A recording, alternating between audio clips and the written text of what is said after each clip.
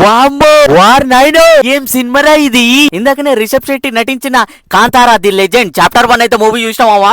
Cinema చూస్తుంటా ఉంటే hero నట విశ్వరూపం చూసినట్టు కాదు కదా, ది బియాండ్ ఎక్స్పెక్టేషన్స్ మామ.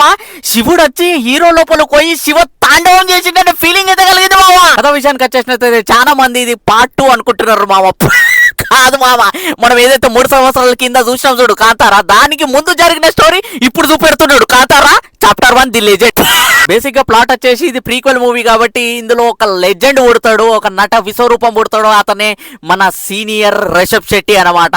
సో ఆయన ట్రైబల్ లో పుడతాడు కాబట్టి వాళ్ళ వేషధారణ ఆచారాలు ఏంటి, వాళ్ళు దైవాన్ని ఎందుకు అంత గట్టిగా నమ్ముతారు, అసలు దేవుడి పాత్ర ఏంటి, వీళ్ళకి రాజుల వంశాలకి యుద్ధం ఏంటి, వారేంటి, ఇందులో హీరోయిన్ పాత్ర ఎంత, ఇవన్నీ తెలుసుకోవాలంటే మీరు థియేటర్లకు వెళ్ళి సినిమా చూడాల్సిందే. ఈ పాజిటివ్స్ గురించి చెప్పాలంటే రిషబ్ శెట్టి రిషబ్ శెట్టి రిషబ్ శెట్టి అంతే మామ.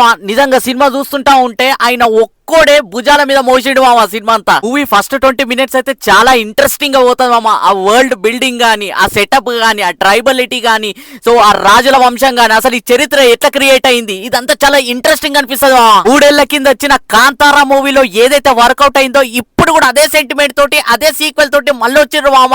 నా భూతోన్న భవిష్యత్తు ఫైటింగ్ సీన్స్ ఉంటాయి మామ దీంట్లో. రుక్మిణి వసంత్ గారు అయితే ప్రిన్సెస్ లుక్ లో మాత్రం మామూలుగా ఇరగదీయలేదు, నటన విశ్వరూపం చూపెట్టింది ఆమె కూడా కత్తులు పట్టుకొని. ప్రొడక్షన్ వాల్యూస్ అయితే చాలా రిచ్ గా అనిపించినాయి. సినిమాటోగ్రఫీ వాస్ టూ గుడ్ మామ.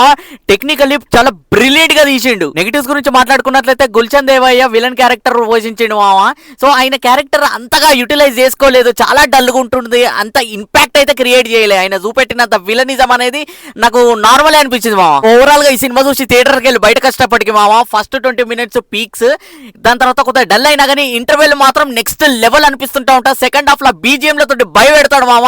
క్లైమాక్స్ మాత్రం అన్బీటబుల్ మామ. ఫస్ట్ ఏదైతే కాంతారా చూసినామో దానికి మించి ఉన్నది మామ. నాకైతే ఇంకా ఆ క్లైమాక్స్ పోర్షన్ కోసం 30 మినిట్స్ కోసం మళ్ళొకసారి చూడబోతుంది మామ. Yes, it's a recommendable movie. ఈ వీకెండ్ కి మీ ఫ్యామిలీ తోటి ఈ మూవీ చూసి ఎంజాయ్ చేయండి.